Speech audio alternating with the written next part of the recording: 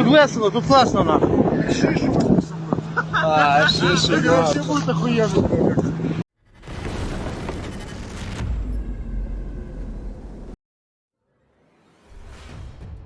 Ukraine has said its troops have pushed Russian forces 3 to 8 kilometers away from the Dnipro on its left bank in Kherson region, as it continues to establish a significant bridgehead in the area.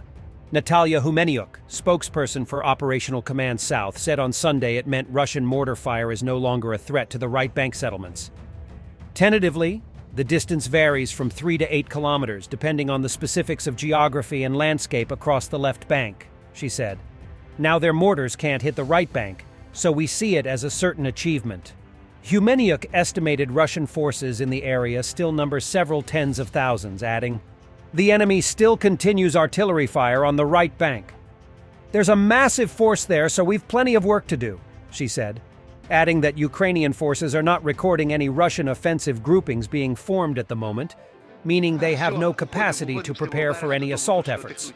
The announcement comes following Kiev's first official announcement last Tuesday, acknowledging that 1 month ago its forces had captured a bridgehead there, an important goal in Ukraine's counteroffensive.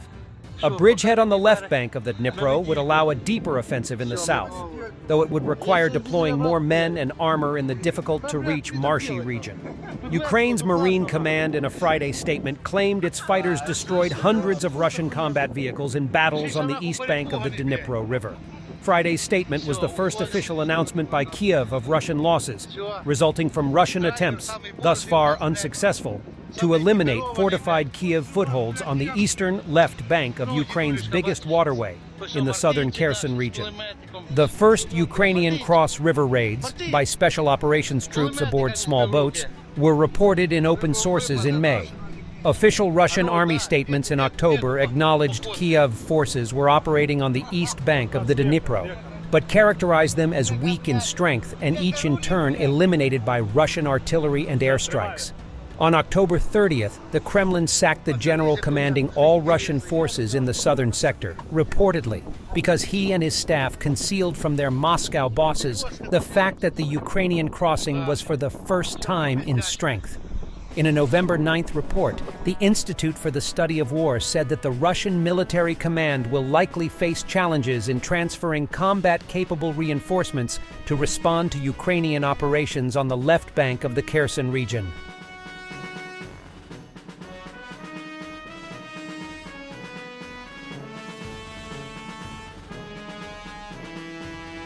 The Russian army in Ukraine right now is more than double the size of the force that invaded almost 2 years ago, and the Kremlin is likely to be able to sustain its armies for the long term despite continuing massive battlefield manpower losses, a leading Ukrainian military observer said on Thursday.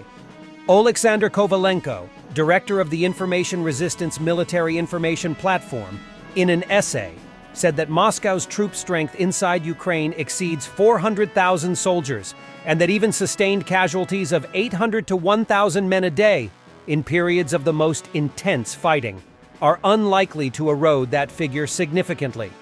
Ukraine's National Military Intelligence Directorate spokesperson Andriy Yusov, in October 2023, placed the overall number of Russian troops in April 2023 at some 350 to 370,000 men, and said that despite losses, the figure rose over the next 6 months by at least 40,000 soldiers.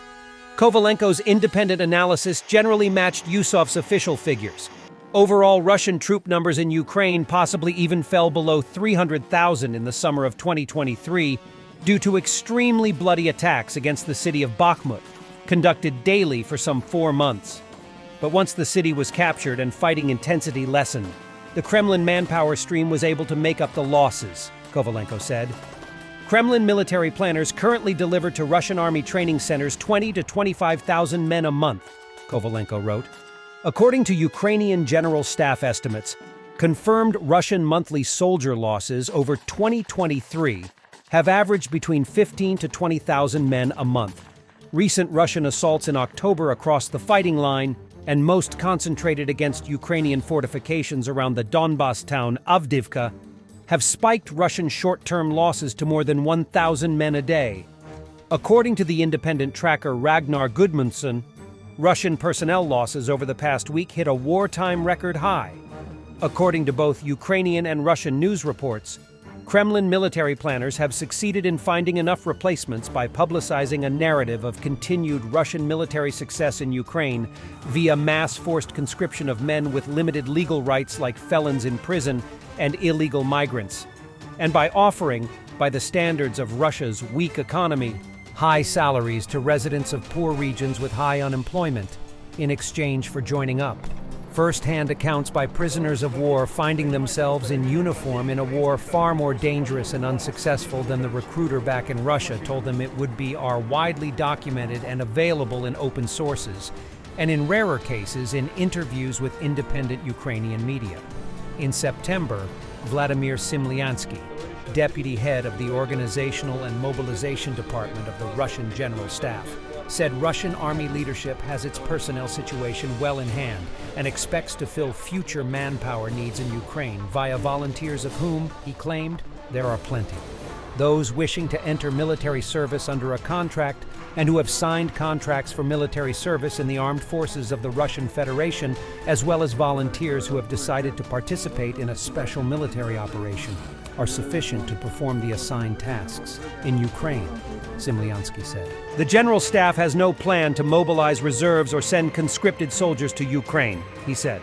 Although the Russian military appears on track to be able to sustain a 400,000-member force in Ukraine for the long term, over time, as losses mount, troop quality and morale will continue to deteriorate, because as professional officers are killed or wounded, formations and combat unit strength shifts from skilled soldiers to men less enthusiastic about fighting in Ukraine, like reservists and men volunteering for stable income, Kovalenko said.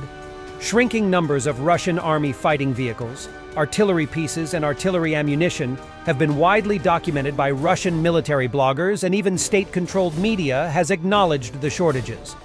According to Kovalenko, Russian combat vehicle numbers, particularly tanks and infantry fighting, are only 30% of what formations in the field should have been assigned.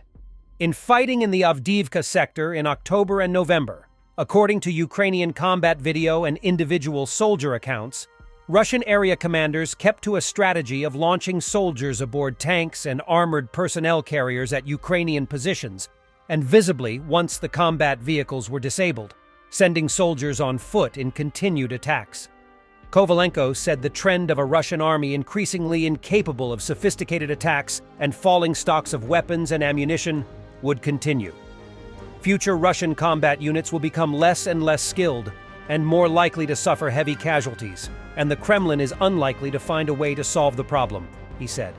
In a November 16th article called False Stability, the popular Russian military blogger Dva Mayora warned of soldier losses potentially reaching a critical mass and a rising risk manpower strength will collapse because of the dominating but inaccurate Moscow official line that the war in Ukraine is going well. He wrote that Kremlin's spin doctors' unwillingness to tell Russia's citizens the truth about the war against Ukraine and the sacrifice in men and lives necessary to defeat Kiev will end badly for the Russian military in the form of no one left to go fight. Now answer me.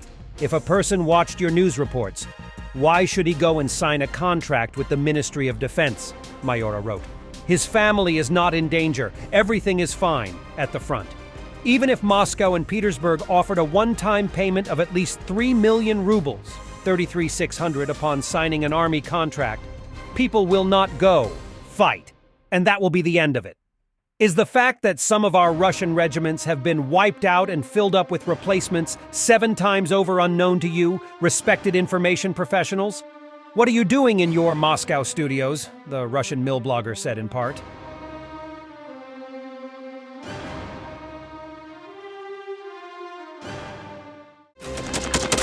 Thanks for watching, and don't forget to subscribe. Also, if you want to support Warthog Defense, please become our member and get early access to new videos, exclusive members-only videos, and become administrator in comment section. The membership link is in the description. Rescues every day. We had a guy last week, it's 6 rescues in 6 days. You know, he's doing the job every day.